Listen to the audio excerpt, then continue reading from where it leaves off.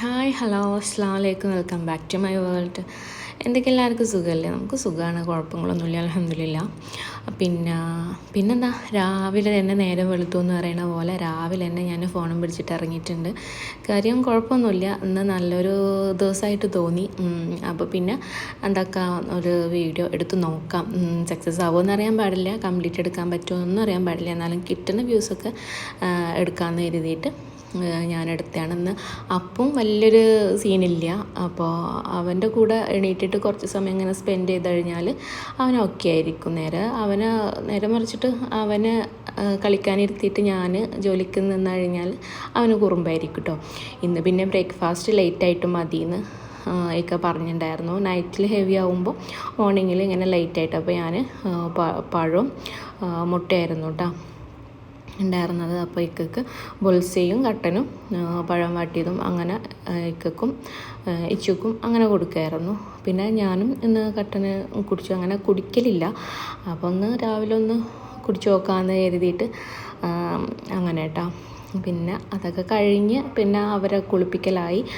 ഇത് കഴിഞ്ഞിട്ട് പിന്നെ അപ്പൂനെ ഉറക്കിയിട്ടാണ് ഇച്ചൂനെ കുളിപ്പിക്കലും അതൊക്കെ ചെയ്യാമെന്ന് കരുതിയത്. പക്ഷെ അപ്പത്തിനും ആൾ വീണ്ടും എണീറ്റിട്ടുണ്ടായിരുന്നു.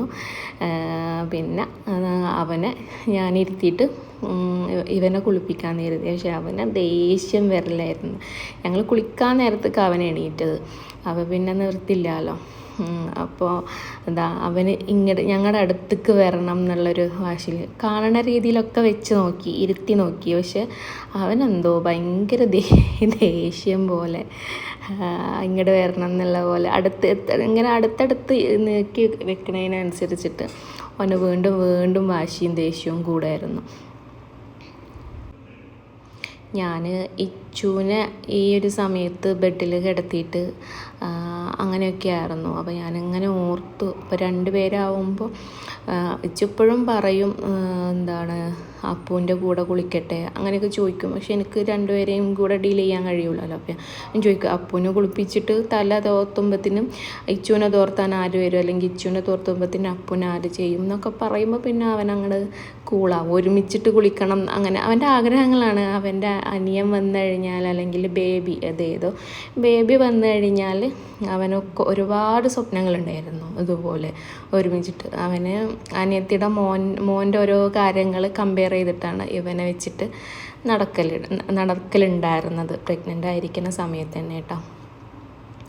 അത് കഴിഞ്ഞിട്ട് ഇച്ചു കുറച്ച് സമയം ഒന്ന് ഞാൻ പഠിക്കാൻ വേണ്ടിയിട്ട് ഒന്നിരുത്തും.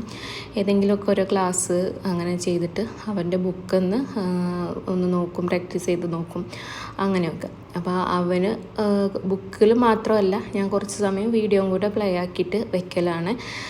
കാര്യം അവന് ഓക്കെ ആവണം, നമ്മളിങ്ങനെ സ്ട്രെസ്സ് കൊടുക്കണ്ടല്ലോ എന്ന് കരുതിയിട്ടാണ് കേട്ടോ. അവന് ഓക്കെ ആവണ കാര്യങ്ങൾ എന്തായിരുന്നാലും അറിഞ്ഞിരുന്നാൽ മതിയല്ലോ എന്ന് കരുതിയിട്ട്. അപ്പോൾ ഇവന് ഇങ്ങനെ കുറുമ്പ് പിടിച്ചിട്ട് ആ വഴിയുടെ ഉണ്ടായിരുന്നു. അപ്പോൾ ഞാൻ അവൻ്റെ ഓരോ കാര്യങ്ങൾ ഇങ്ങനെ കാണുമ്പോഴേ നമ്മൾ കാലുമെന്ന് കയറുക എന്നറിയില്ല. ഇതാണ് ആ കാലുമെന്ന് കയറണത്. ആ 2 കാലിൻ്റെ സൈഡിൽ നിന്നാണ് അവന് ദേഷ്യം കയറിയിട്ട് അങ്ങോട്ട് പൊട്ടിത്തെറിക്കുക. ഈ 2 കാലിൻ്റെ ഇടയിൽ എന്തെങ്കിലും പെട്ടുകഴിഞ്ഞാൽ നല്ല അടിപൊളിയാണ്, അത്രയും നല്ല സുഖമായിരിക്കും. അവൻ ചെറിയ കുട്ടിയാന്ന് പറഞ്ഞാൽ ഞാൻ എപ്പോഴും എൻ്റെ അടുത്ത് ഇങ്ങനെ പറയും. കാര്യം അവനെ നമ്മളിങ്ങനെ എന്തെങ്കിലും കുട്ടിയല്ലേ, നമ്മളിപ്പോൾ എങ്ങനെ കിടത്തിക്കഴിഞ്ഞാലും അവർ കറങ്ങി തിരിഞ്ഞിട്ട് നമ്മുടെ കയ്യോ എങ്ങനെയെങ്കിലുമൊക്കെ ആയിട്ടുണ്ടാവും, അല്ലെങ്കിൽ നമ്മളെ ഡ്രസ്സ് ചിലപ്പോൾ അവന് അങ്ങനെ ഇറുക്കി പിടിച്ചിട്ട് വെച്ചിട്ടുണ്ടാവും. ഇപ്പോൾ ഞാൻ കിച്ചണിലൊക്കെ നിൽക്കുന്ന സമയത്ത് ആ സമയത്ത് എൻ്റെ കൂടെ ചിലപ്പോൾ പുറകിലൊക്കെ ഞാൻ വിട്ട് ഇരുത്തിയിട്ടുണ്ടെന്നുണ്ടെങ്കിലും ചിലപ്പോൾ ഞാൻ ആ സൈഡിൽ കൂടെയൊക്കെ എന്തെങ്കിലും കാര്യത്തിന് അങ്ങനെ പോവുകയാണെന്നുണ്ടെങ്കിലോ, അല്ലെങ്കിൽ തുടക്കുക അങ്ങനെയൊക്കെ ഉണ്ടാവില്ല, ഇറയൊക്കെ അങ്ങനെ ചെയ്യുന്ന സമയത്തൊക്കെ എന്തോ ഒന്ന് വലിയണ പോലെ തോന്നും. അപ്പോൾ ഇവനിങ്ങനെ വലിക്കണമായിരിക്കും അങ്ങനെയൊക്കെ. അപ്പോൾ അവന് ദേഷ്യം കൺട്രോൾ ചെയ്യാൻ പറ്റണില്ല, അത്രയും ദേഷ്യം. ഞാനൊന്ന് ചെയ്തോട്ടെ, ഒന്ന് റിലാക്സ് ചെയ്തോട്ടെ എന്ന് കരുതിയിട്ടാണ് നമ്മൾ പെട്ടെന്ന് തന്നെ ഹെൽപ്പ് ചെയ്ത് കൊടുത്താൽ കുട്ടികൾക്ക് അതൊരു ഇതാവില്ല. അപ്പോൾ പതുക്കെ അവന് ക്ഷമ ഉണ്ടായിക്കോട്ടെ എന്ന്. എവിടെ ക്ഷമ, അവന് ദേഷ്യം വരും. പക്ഷെ തൊട്ടടുത്ത സെക്കൻഡിൽ തന്നെ അവൻ അങ്ങനെ അത്രയും കരഞ്ഞ പോലെ ഉണ്ടാവില്ല കേട്ടോ. അത് മറന്നിട്ട് അവൻ പിന്നെ അത് ചെയ്യും.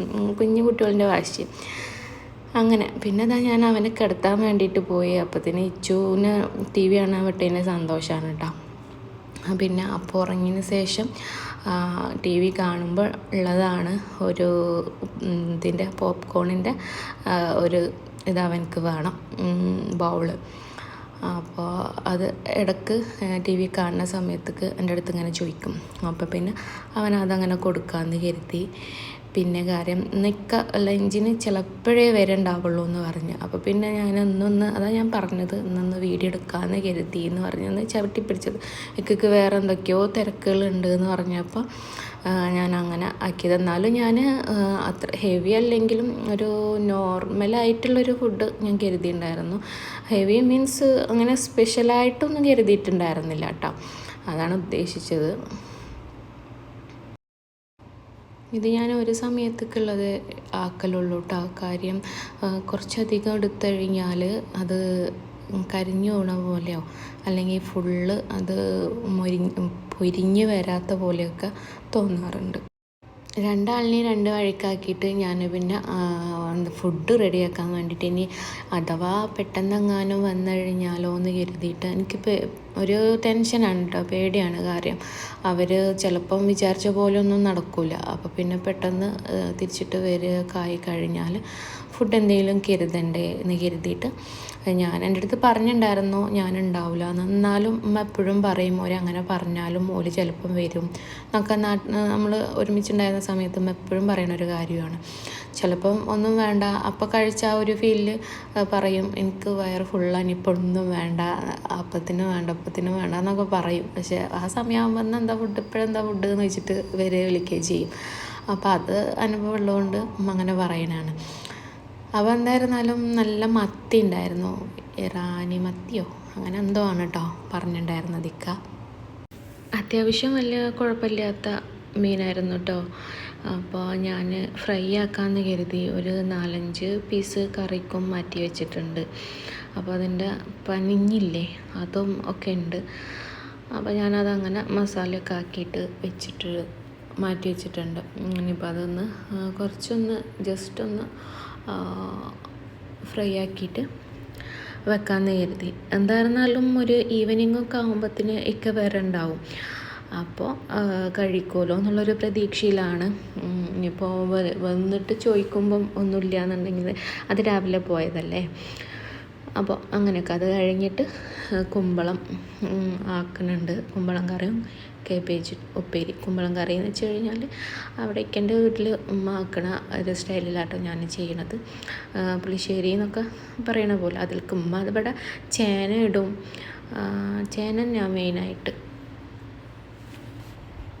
ചേനയും കുമ്പളും ആക്കിയിട്ടാണ് കേട്ടോ ഉമ്മ ചെയ്യുക. പരിപ്പൊഴിവാക്കിയിട്ട് ഒരു കുട്ടിപ്പിടുത്തം എന്നൊക്കെ പറയൂലേ അങ്ങനെ.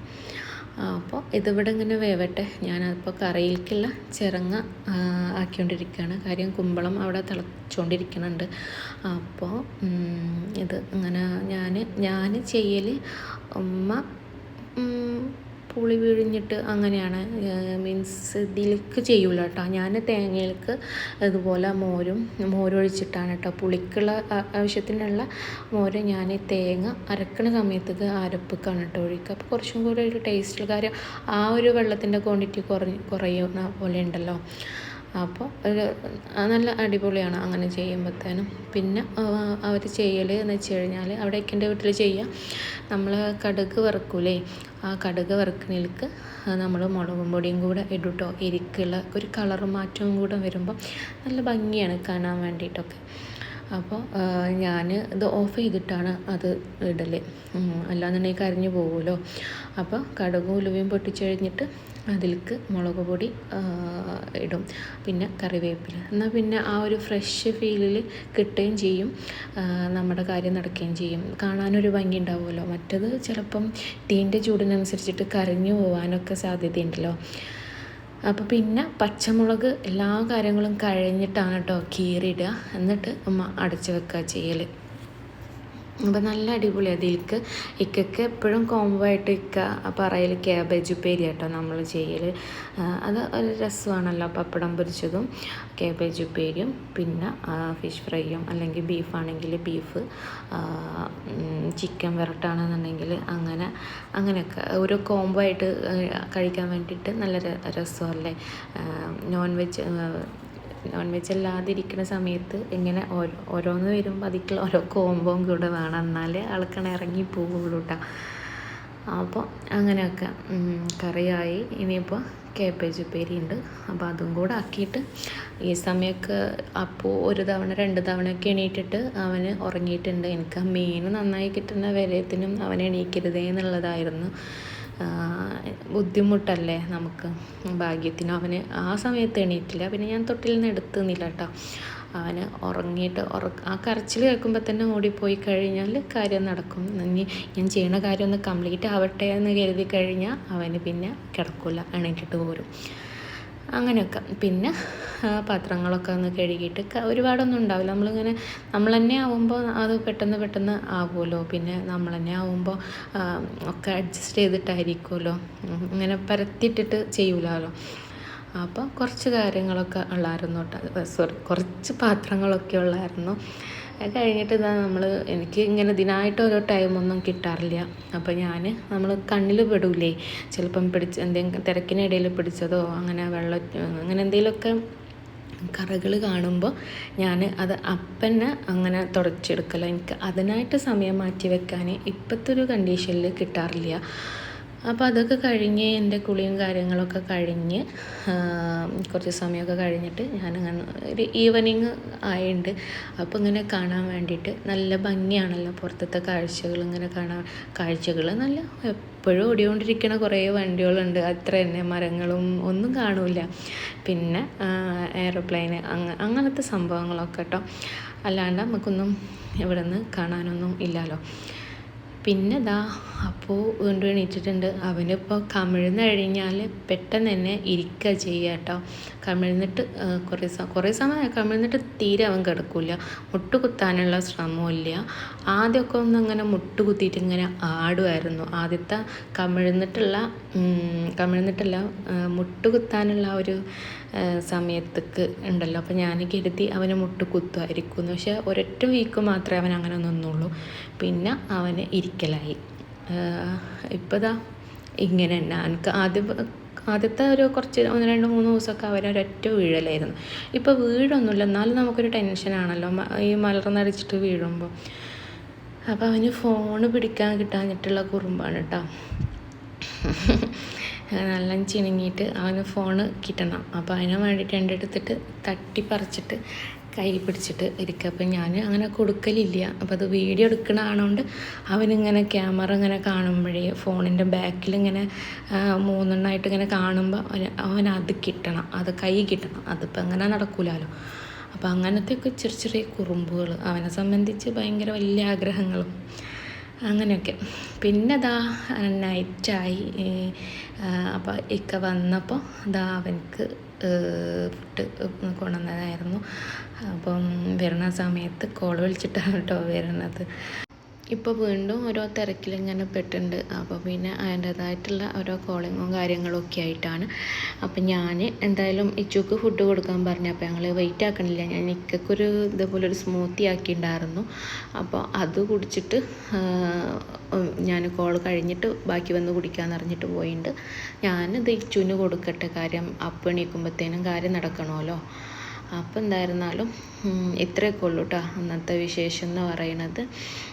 പിന്നെ വീണ്ടും നല്ല നല്ല വീഡിയോസുമായിട്ട് ഞാൻ വീണ്ടും വരാൻ ആഗ്രഹിക്കുന്നുണ്ട്. അപ്പോൾ അത് വരേക്കിനും അസ്സലാമു അലൈക്കും.